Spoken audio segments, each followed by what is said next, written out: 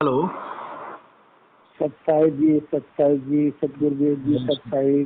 सतनाम सतनाम। हाँ जी बोलिए। हाँ, मैं आपका जो है वो सत्संग सुनता हूँ रोजाना, ऑडियो वाला भी और वीडियो वाला भी। हाँ जी हाँ जी। तो आज मैंने आपका जो 12वें द्वार वाला जो सत्संग है हाँ जी। वो मैंने सुना, हाँ अभी सुना।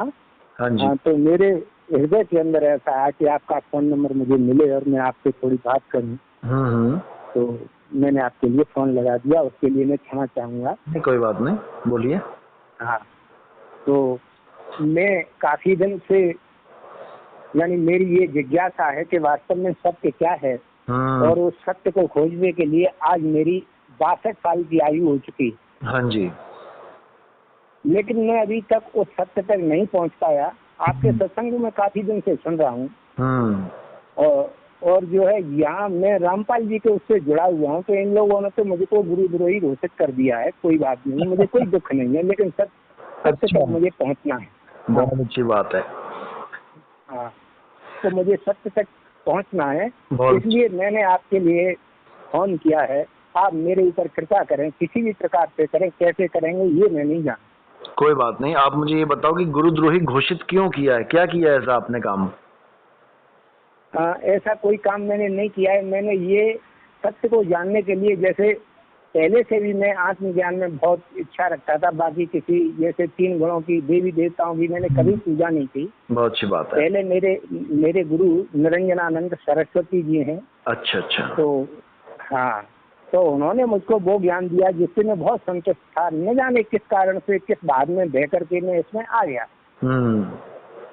और लेकिन फिर मुझे इसमें संतुष्टि नहीं हुई किसी भी प्रकार से। आज तक भी मैं संतुष्ट नहीं हूँ, क्योंकि इसके अंदर तो वो चीज, जैसे मैं आपकी सुनता हूँ 10वें द्वार तक की हमारे गुरुजी भी बता देते, लेकिन 12वां द्वार ये सब देख करके मुझे अपने मन के अंदर बहुत ही बड़ा कंफ्यूज होने लगा कि ये क्या है, समझ में नहीं आ रहा है, क्या करूं क्या नहीं करूं।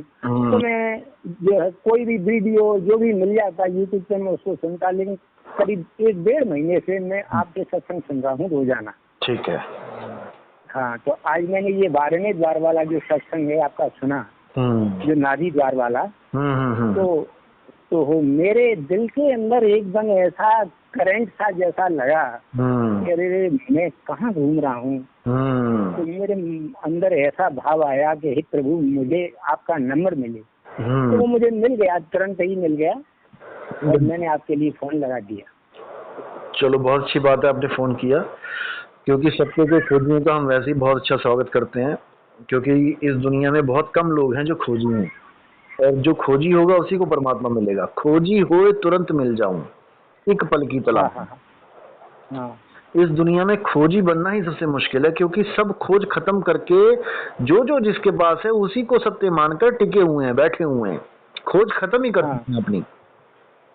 हमारा जो सत्संग है असल में ये आपको खोजी बनाता है, आपको बताता है कि क्या क्या पकड़ के बैठे हो, उससे तुम्हारा काम नहीं बनेगा, तभी तो खोज शुरू होगी। नहीं बनेगा, बिल्कुल बिल्कुल। तो क्या क्या पकड़ के बैठे हैं? ना मैं जप में, ना मैं तप में, ना एकांत निवास में। ये जप तप पकड़ के बैठे हैं दुनिया वाले। नहीं प्राण में, नहीं पिंड में, ना ब्रह्मांड आकाश में। क्या पकड़ के बैठे हैं? श्वासा का पकड़ के बैठे हैं, श्वासों पे नाम जप रहे हैं, पिंड में परमात्मा को खोज रहे हैं, ब्रह्मांड में खोज रहे हैं। इससे कुछ नहीं होने वाला। हाँ, ये सारी चीजें ही तो कंफ्यूज करती हैं कि श्वासा भी जड़ है, ये नाम जो है ये भी देही, और ये है ये 52 अक्षरों में आते हैं। ये सब कंफ्यूज करते हैं मुझे हर समय। सब काल जाल है, इसी को तो खत्म किया कबीर साहब ने आके।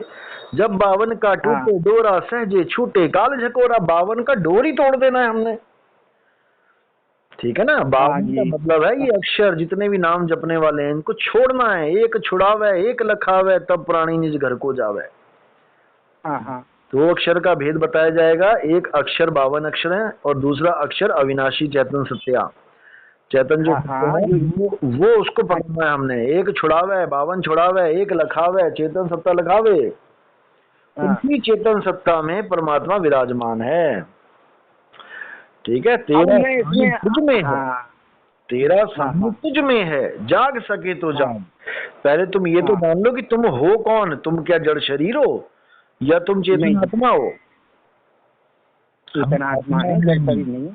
हाँ, शरीर को छोड़ देना है, आत्मा को खोज लेना है।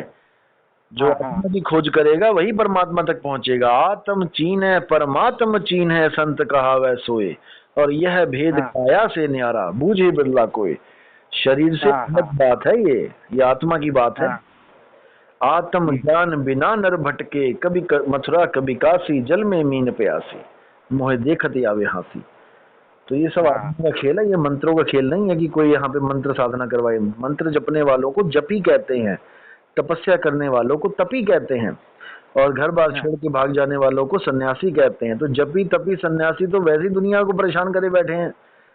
कबीर साहब और आगे बीच में नाम जपवाने के लिए, वो तो कह रहे हैं नाम है जप में, नाम है तप में, ये जपी तपी वाला काम छोड़ दो भाई। लेकिन नहीं समझ, ये सब छोड़ने के लिए ही मैं इसमें आया था। यानी मेरी एक शंका थी, क्या मैं आपसे प्रकट कर सकता हूँ? हाँ हाँ बोलिए। जैसे अंतःकरण अपनी कार्य अवस्था से जब अपनी कारण अवस्था सुसुप्ति में लीन हो जाता है, तब वो सारे द्वंद खत्म हो जाते हैं। जैसे मुक्ति और बंधन, ईश्वर और जीव, दुख और सुख, ये सारे सीमाओं से परे हो जाता है उस समय। तो उससे आगे का मार्गदर्शन मुझे नहीं मिल रहा कहीं से। बिल्कुल, क्योंकि हाँ, ये मेरा प्रश्न था, इसका मुझे जवाब वहाँ से भी नहीं मिला। वहाँ से बरवाला से, वहाँ से भी मुझे नहीं मिला। अब इसमें परेशानी क्या थी मेरे लिए कि मैं जब भी ध्यानस्थ होता हूँ तो ध्यानस्थ अवस्था के अंदर मैं जैसे कि लुप्त होने की एक अवस्था होती है, जिसमें सारा ज्ञान शून्य होने के बाद में मेरी चेतना जो है, ऐसा मुझे लगता है कि ये अब लुप्त होने वाली है। तो उस जगह से मैं वापस हो जाता हूँ,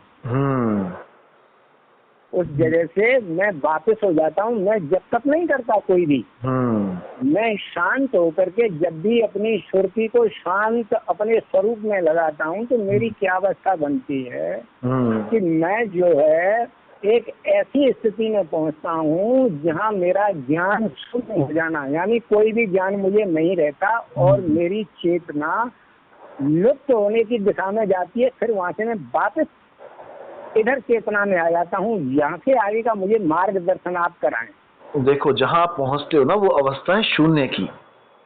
वहाँ जाके सब कुछ शून्य हो जाता है, बिल्कुल शून्य हो जाता है, इसमें कोई शक नहीं है। लेकिन वहां पर मुक्ति नहीं मिलती, आपको मुक्ति नहीं मिलेगी। मुक्ति मिलती फिर तो मैं वापस क्यों होता? हाँ, इसी को बोला है ना, ये जो शून्य अवस्था है ये ब्रह्म अवस्था है। इसी को बोला गया है कि बार बार ब्रह्म और बार बार जीव अवस्था में ही ये जीव चक्कर काट रहा है। ये जो काल चक्र है ना, ये ब्रह्म से जीव, जीव से ब्रह्म होना ही काल चक्र है, जिसको निर्गुण से सरगुण, सरगुण से निर्गुण कह देते हैं। कहते काल चक्र चक्की चले, काल चक्र चक्की चले। एक मिनट, बहुत दिवस और रात, अगुन सगुन दो पाट ले, तामे जीव साथ।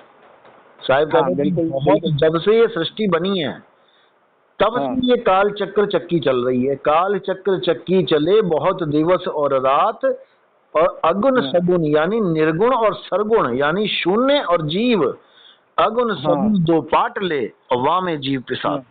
तो ये इसी में फंसे रहेंगे। अब इससे परे क्या है? ब्रह्म से परे है पार ब्रह्म। अब पार ब्रह्म को जानना है हमने।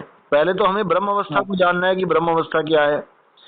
ब्रह्म अवस्था निराकार अवस्था है, शून्य अवस्था है, जहाँ पर इंद्रियों का बोध खत्म हो जाता है।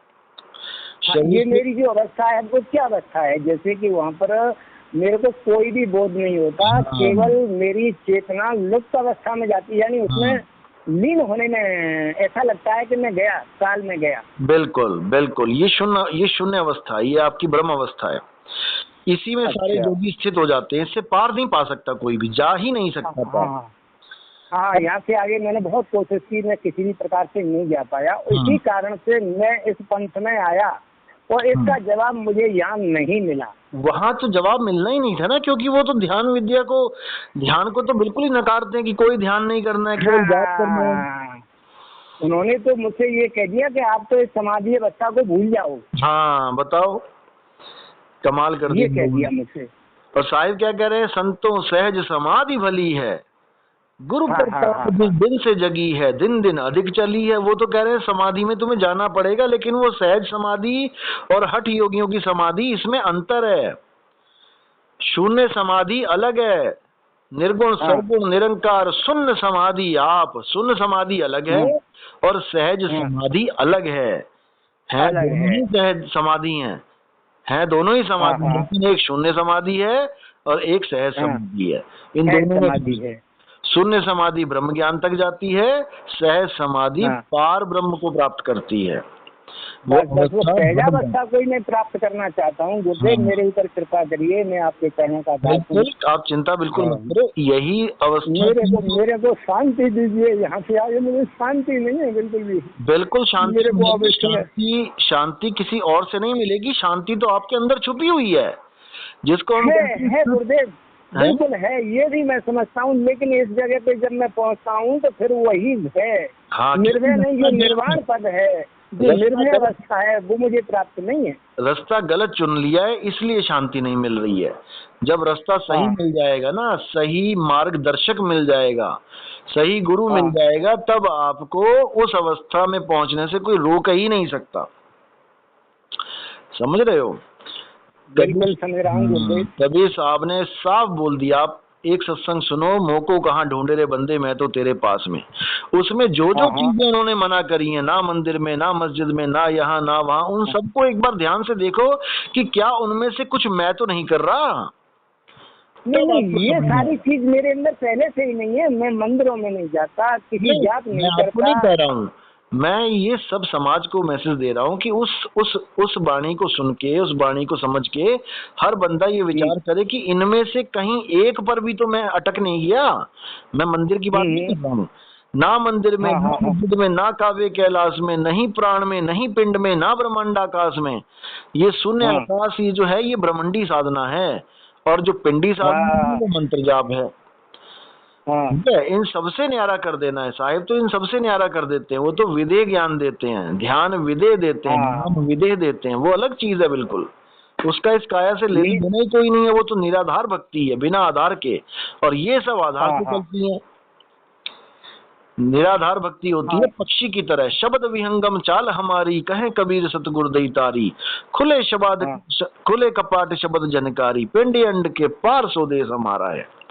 वो तो बिल्कुल पार की बात है। वो पार का मतलब है पार ब्रह्म, ब्रह्म से पार हो जाना, संसारों से पार। हाँ, ब्रह्म से पार हो जाना, पार ब्रह्म अवस्था को प्राप्त करना।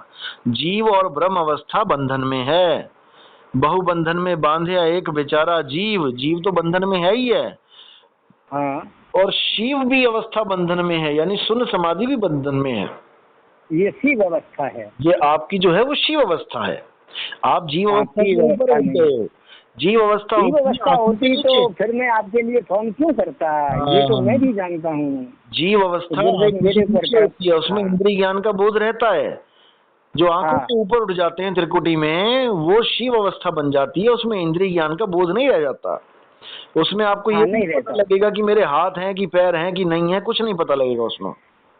सारी वस्तु लुप्त, पूरा सारा संसारी, मैं बता रहा हूँ ना, मेरी जो चेतना है वो भी लुप्त होने की कगार पर पहुँचती है। कि जैसे कि मैं वहाँ से आगे अगर कोई भी कोशिश करता हूँ तो ऐसे मुझे लगता है कि मैं वापस नहीं हो सकता। ये अनुभव है। बिल्कुल, कोई बात नहीं, आप चिंता मत, आपको इन्फॉर्मेशन आ जाएगी। आपका नंबर सेव कर लेता हूँ मैं, आपको पहुँचा देंगे मैसेज। ठीक है, जय हो गुरुदेव, जय हो। बिल्कुल बिल्कुल बिल्कुल, मेरे ऊपर आप कृपा करें। बिल्कुल, मैं बड़ा ठीक है। सतनाम, साहिब बंदगी।